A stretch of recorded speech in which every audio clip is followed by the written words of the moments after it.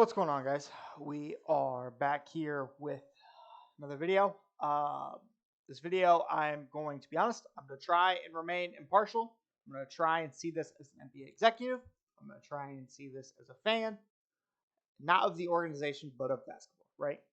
Before we get into it, though, make sure you leave a like, subscribe to the channel. We are going through teams' off-season forecasts. We will be covering drafts, trade reactions, all sort of stuff on this channel. This is an NBA channel. And yeah, let's get into it. So we are doing the hardest offseason I've had to do so far because I'm impartial, right? I try and remain impartial in these things. It's a lot easier when it's other teams. And you can just spit off the numbers. You can spit off the needs. You can spit off the direction they should go, the obvious direction they're pointing, the draft capital, stuff like that. But it's a long intro. But we are covering the Chicago Bulls today. I will say, so there are two different ways I looked at this today, correct? Okay.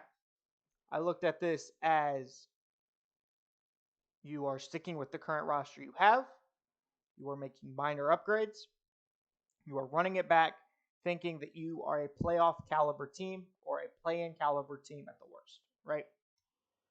The other direction that I looked at that I've been trying to project onto this team for about the last 6 years or so, since I've been a Bulls fan, let's be honest, is a true rebuild, right? Not the we traded Jimmy for a sophomore year guy, Zach LaVine, and a pick. Not the rumors of, just trade DeMar, build around LaVine. None of that, right? I want this team to go under a full rebuild. I've tried to stay away from that as far as my thoughts on this team right now, because I understand that that's probably just the least realistic way this office is going to go. I don't know if it's necessarily the front office's fault. I do want to make that clear as well. I do think kind of similar to the Washington situation we did a couple videos ago. I do think it is a management-driven situation, right? As far as the head owners of the team, they would like to remain competitive because of ticket sales, jersey sales, potential playoff tickets, etc. Right? I just think that that's how this team is ran. Personally, I would blow it up. The reports that we got a week or so ago are there's rumors Lonzo may never play again. Kind of surprising. Granted, I didn't know the full extent of the injury when he first had it. And we were kind of led to believe it was a one-year deal. He'd come back. Still didn't come back. More than likely out the entire this year. Come back. Now it's seeming like he may never play again, right? Which is unfortunate because when we saw the flashes at the beginning of his contract when he first got here, especially the Dallas game, he was throwing full court passes to Zach LaVine. He was defending. He gave this team a flow to the offense we haven't had since, right? It's what happens. You have Vooch, who needs the ball if he's going to be down the block because he needs the ball on the block to get started most of the time. You have the ball in DeMar's hands, who's more of a creator, and he's going to pull up from the mid-range. And then you have Zach, who's more of a creator, a driver, just not a facilitator, right? None of those guys scream facilitator. And so Lonzo kind of brought it all together. He orchestrated that offense. He understood Vooch needs a touch here. Like, the greatest stint that we've had of Vooch since Lonzo got here was that first little bit when Lonzo played, right? Because it doesn't feel like Zach knows how to get him the ball in his spots. DeMar's still kind of figuring it out. Kobe White did it a little bit last year. But I think that Lonzo knew exactly where Vooch wanted the ball, how Vooch wanted the ball. And I think he made Vooch a better player. But let's go ahead and start with the current guys that are expected to hit free agency this offseason. The main one I just mentioned, Vucevic, is an unrestricted free agent. As of right now, reports are we're looking at a 3-year deal for him. I kind of want to cry because I haven't liked Vooch since before the deal, right? He's an older center, doesn't play defense. This team doesn't have a defensive anchor next to him to assist in this lack of defense, right? He's just a big body who occasionally gets some rebounds, can have streaks where he's really good at three-pointers, but more than that, he's more of the low block, kind of get into his bag type of center, right? Personally, I would let him walk. I understand the center market this year is great, but I personally just am not a fan. I haven't liked Vooch. I thought we gave up too much for him. While I wasn't expecting Wendell Carter to become this, I knew 2 firsts for Vooch just wasn't right. But I would let him walk. I have a feeling they're going to sign him for a 3-year deal. It seems like that's what they're going to do because it'll kind of line. If anything, I would expect them to line his deal up with DeMar's deal or with Lonzo's deal, right? It's going to be one of the two. I would expect it more on Lonzo's side, but I could see maybe they give him just a 1-year extension, lines up with DeMar. We go from there. Next guy that is on the list is going to be Kobe White. Kobe White's a restricted free agent. I liked what I saw from Kobe in stints. I feel like at this point, Kobe just needs a set role that he knows when he's going into the offseason, that he can work on said role because we've changed his role 3 times now in 3 years. We went from he was a primary ball handler, he was next year's primary scorer, point guard. He improved his defense this year because we asked him to defend more.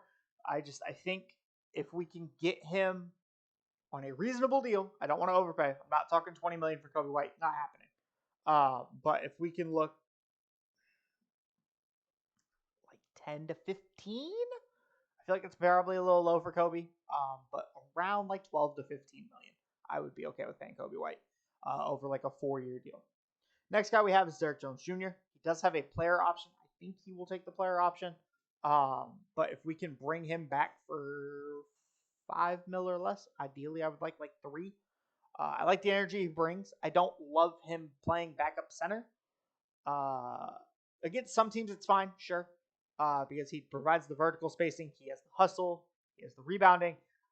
So I understand it from that aspect, but he's 6'6". We need a real backup center, right, is what I'm trying to say here. Andre Drummond has a player option. I have a feeling Andre Drummond is declining the player option only for like $3 million. I just think personally that he's going to opt out of that because I think some other team will pay him like $5 million, and I also think he understands that this is a sinking ship. He's proven that if he's a backup, he does really well. He's really good minutes. And I think some other team will pay him more as a backup center than we will on that player deal. Javonte Green is an unrestricted free agent. I love Javonte Green. I think he's walking. I think he is going to be the next Bruce Brown, where people who probably haven't watched the team as much don't understand why he gets like a $5 million deal somewhere special, right? And then he goes that place, he fits the system really well, and he shines, right? And then he's going to come out making $15 million. And everybody's going to be really confused how he went from 5 to 15 million. Because he's going to play the position he's actually meant to play. He's been playing power forward for us for like 2 years now. And I love his hustle, love his putback dunks. I love everything about Javonte. Javonte is one of my guys on this team. I just think that he's going to get a deal somewhere else. And he's going to take a year. And he's going to shine in that place. And everybody's going to be like, why didn't the Bulls extend Javonte Green? And I'm going to say the same thing to you. It's because we don't go into tax. We don't like to pay a luxury tax. Next guy I have is Ayo Dosunmu. He is a restricted free agent. Since he was a second-round pick, his contract is already up. Again, 10-ish million. I've liked what I've seen in spurts from Ayo. I don't think he is a starting caliber guard. He definitely regressed from his first season. But I think that over time, he's a solid defender, solid playmaker. I think 10 million is fair enough to ask for a backup point guard these days, right? And probably like a 3 or 4 year deal wouldn't surprise me. But I do definitely think he is worth bringing back.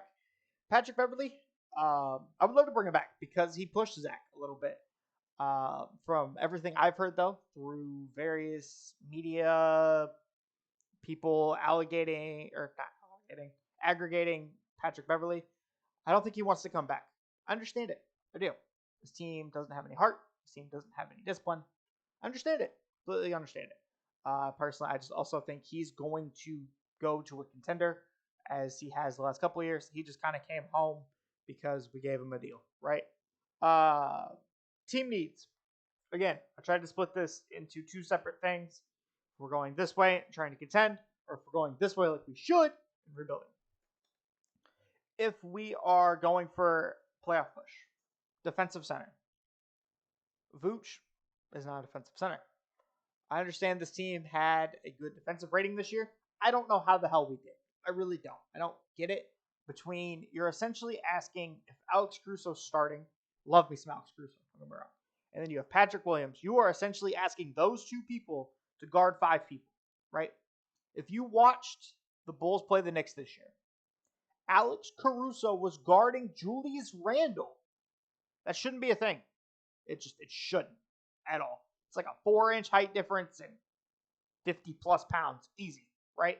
You should not be asking Alex Caruso to guard 1 through 5. You should be asking Alex Caruso to guard guards. You should be asking Patrick Williams to guard wings, and you should be asking your center to guard centers. It's not that difficult. But for some reason, this team, we're just like, here you go. And that's why when we had minutes where we had Caruso, we had Kobe White, we had Patrick Williams, we had Javonte Green, we had Derrick Jones Jr., Andre Drummond, where we had a lot of those guys in the lineup, like 3 or more of them, we played pretty well because there was defenders on the court. But yeah, it's great number 1 with this team. A facilitator, obviously. If we are getting the news Lonzo is not coming back, this team needs a facilitator. I went over my whole spiel on Lonzo at the beginning. I just think that we need that table setter to not ask Levine to play point guard, not ask DeMar to bring the ball up. Patrick Williams, if we're rebuilding, have him bring the ball up, but not for a playoff team, right? Asking Caruso to be that facilitator is asking a lot of Caruso. It's not who he is. He is a defender. He is an attacker. He's a secondary ball handler, right? He's not your day in, day out point guard. And I just don't think that Ayo Dosunmu is ready for that role full time, right? I don't think he's shown enough to be ready for that role full time. And we need some height. So here's the thing. I've said this a couple of times now. Javonte Green was playing our power forward. 6'4", Javonte Green was our power forward. Alex Caruso, 6'4", defending power forwards. This is now a league that has an Embiid, has a Jokic, has a Giannis. We need some height on this roster, please. We keep signing all of these guards. We signed Dragic.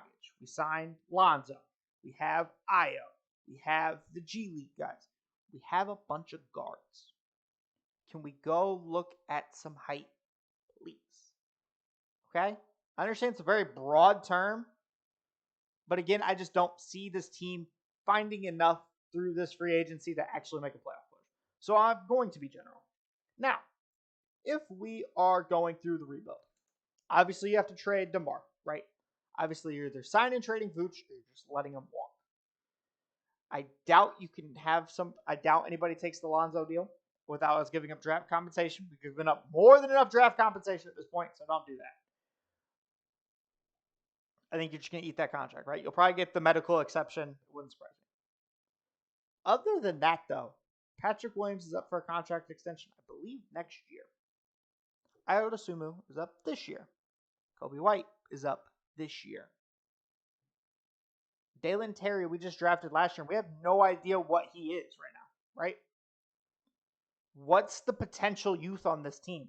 What's your potential cornerstone youth guy that you think in 2 to 3 years is going to be leading this team to the playoffs? We don't have one. We traded them all. Wendell's in Orlando. Lowry's in Utah. We don't have any of them. We have no potential guy that you can look at. Whereas if you look at Minnesota and look at Anthony Edwards and say 2 years or a year, you look at the Pelicans, Brandon Ingram, Zion. You look at OKC, Chet possibly. You look at the Spurs, Victor Wembanyama, right? They have a guy that they know what they're doing. We went through this when we traded Jimmy Butler. Why?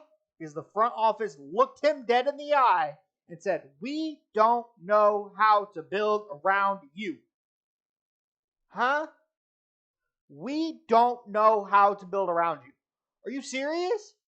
You told your star player you couldn't build around him. I understand we're in a different regime. We're still under the same ownership, which means it's still the same problem because they won't spend money because they like to just rake in their profits from this and the White Sox Be like, oh, well, there's another successful season. See you guys next year. Like we have to make steps towards either really contending or really tanking. We cannot be in the middle again. That's the rant for team needs. Salary cap. We have a wonderful $11.5 million in salary cap, potentially projected currently right now. So this free agent list is going to be a whole lot of just top tier guys, okay? Javon Carter. Again, facilitator. Just does a little bit of everything, right? Can take some pressure off of Alex Caruso. Not asking for much here. Gabe Vincent. Same thing. Probably going to be a little more expensive now than when I initially thought of this. Just with his recent playoff success. But just as that guy, it's a veteran in the locker room.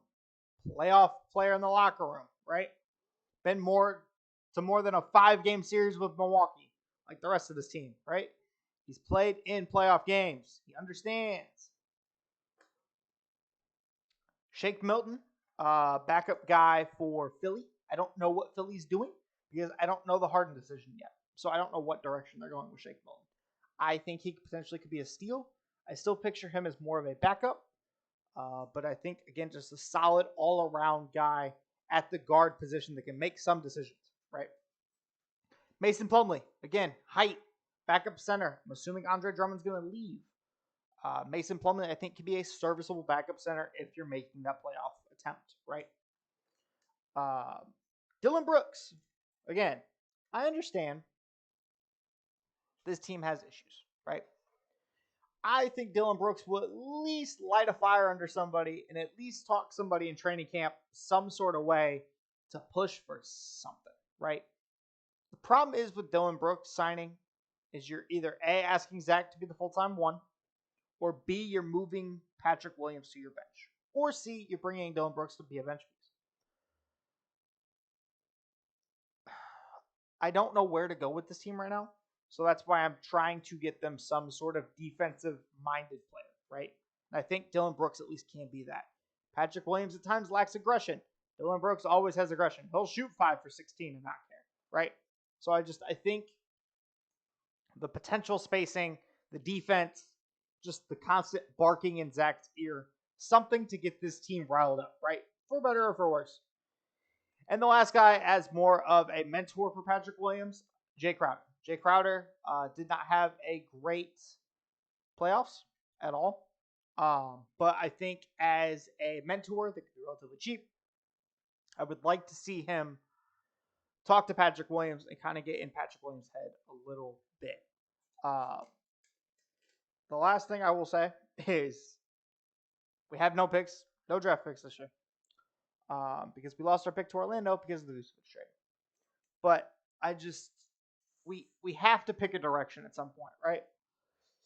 This team for almost my entire life, because I was born towards the end of the Jordan era, this team almost my entire life has done nothing but be either really bad or really mediocre, right? Minus a couple of Derrick Rose years, right?